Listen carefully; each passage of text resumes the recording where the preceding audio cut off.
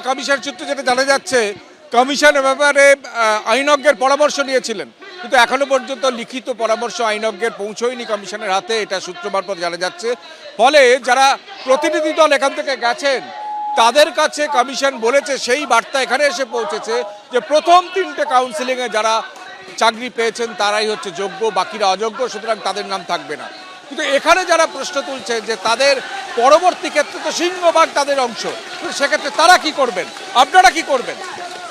দেখুন, কমিশন যেটা জানিয়েছিল, বলেছিল যে যোগ্যদের সার্টিফাইড লিস্ট দেওয়া হবে, কিন্তু যোগ্য বলতে এখানে কাদের বোঝানো হচ্ছে সেটা কিন্তু আগে একবারও বলেনি কমিশন যে ফার্স্ট থেকে শুধুমাত্র থার্ড কাউন্সিলের লোকজনদেরকেই আমরা যোগ্য বলে সার্টিফাইড করবো, এটা আমাদের সাথে কোনোদিনই বলেনি। কাউন্সিলিং হয়েছিল, কমিশন কাউন্সিলিং করেছিল, তাই জন্যই আমরা এসেছিলাম। কমিশন কন্ডাক্ট না করলে আমরা চাকরিটা পেতাম না। তাহলে যখন কমিশন কাউন্সিলিং করছিল তখনই তার মাথায় রাখা উচিত ছিল এটা এক্সপাইরিয়া প্যানেল না, এটা এক্সপাইরিয়া প্যানেলের মধ্যে পড়ছে না, কি সেটা তো কমিশন ডিসাইড করবে। এখন ওনারা চাকরি দিয়েছেন, 4th to 8 কাউন্সিল যত কাউন্সিলিং হয়েছে প্রত্যেককে চাকরিতে পুনর্বহাল করার দায়িত্ব হচ্ছে একমাত্র কমিশন এবং স্টেট গভর্নমেন্ট। আমার কাদার টাইম নয়, আমরা হকের জিনিস, আমরা আমাদের জিনিস ঠিক নেব। আমাদের যেভাবে অন্যায়ভাবে একদিনের মধ্যে কয়েক সেকেন্ডের মধ্যে বৈধতাকে অবৈধতা বলা হচ্ছে সেটা আমরা মানছি না, মানবো না। আমাদের হকেরটা আমরা নিয়েই তারপরে বাড়ি ফিরবো। বলছে যে থার্ড কাউন্সিলিং অবধি রাখা হবে, 4th কাউন্সিলিং থেকে বাদ। তা 4th কাউন্সিলিং তো কোর্টের অর্ডারে এনারাই করেছে, আমরা তো কাউন্সিলিং করিনি বা আমরা ডিলে করিনি, কোনো কিছুই আমরা করিনি। তাহলে কিসের জন্যে আজকে এটা বলা হচ্ছে? যেখানে সুপার নিউমেনারি পোস্ট এতদিন পর ক্রিয়েট হয়ে সেটা ভ্যালিড, সেখানে 5th counselling, 4th counselling, 8th counselling, এই সব কাউন্সিলিংগুলো কোর্টের অর্ডারে হয়েছে। তাহলে কেন আজকে কোন বিচারে, যেখানে হাইকোর্ট সুপ্রিম কোর্ট কখনোই বলেনি আমাদেরকে বাদ দেওয়ার কথা, কোন হিসেবে এসএসসি শুধু থার্ড কাউন্সিলিং অবধি রাখছে আর 4th কাউন্সিলিং থেকে বলছে না আমরা তাদের কোনো লিস্ট দেব না? কেন? একই প্রশ্ন, কাউন্সিলিং করেছে কমিশন, কাউন্সিলিং এর মারফত অ্যাপয়েন্টমেন্ট দিয়েছে কমিশন, সেই অ্যাপয়েন্টমেন্ট পেয়ে 6 বছর ধরে চাকরি করছেন শিক্ষিকারা, সেই দায়িত্ব আজকে শিক্ষিকারা নেবেন কেন?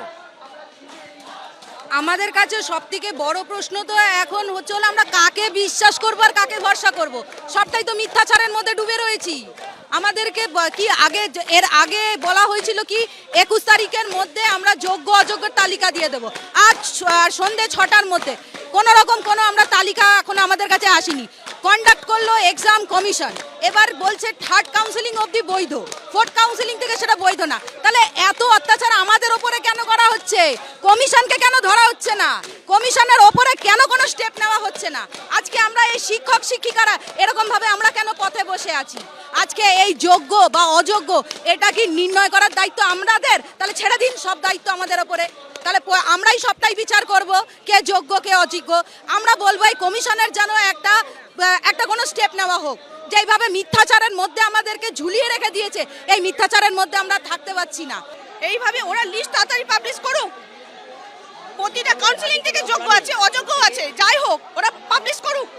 সারাদিন বসিয়ে রাখার পর সারাদিন বসিয়ে রেখে ওদের কাছে কি বুকে তারা যাবেন ক্লাসে, এই প্রশ্ন উঠছে।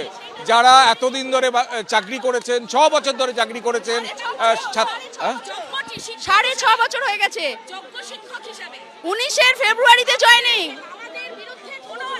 6 বছর প্লাস, মার্চে হয়ে গেছে, 19 মার্চে 2 তারিখে জয়েনিং, 6 বছর হয়ে গেছে। তারপরে মনে পড়ছে বলছে যে চপ আর চা শিল্প, উনি বলেছেন যে চপ শিল্প চা শিল্প, ঠিক আছে, এতজন যদি চাকরি হারা হয় চপ আর চা কে কিনবে বলুন তো?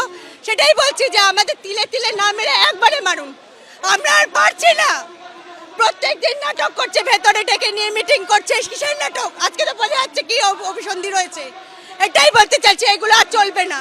নিচে উনি আসুক, এখানে দাঁড়িয়ে উনি কথা বলুক, আমরা এটাই দাবি, উনি এখানে দাঁড়িয়ে এসে কথা বলুক।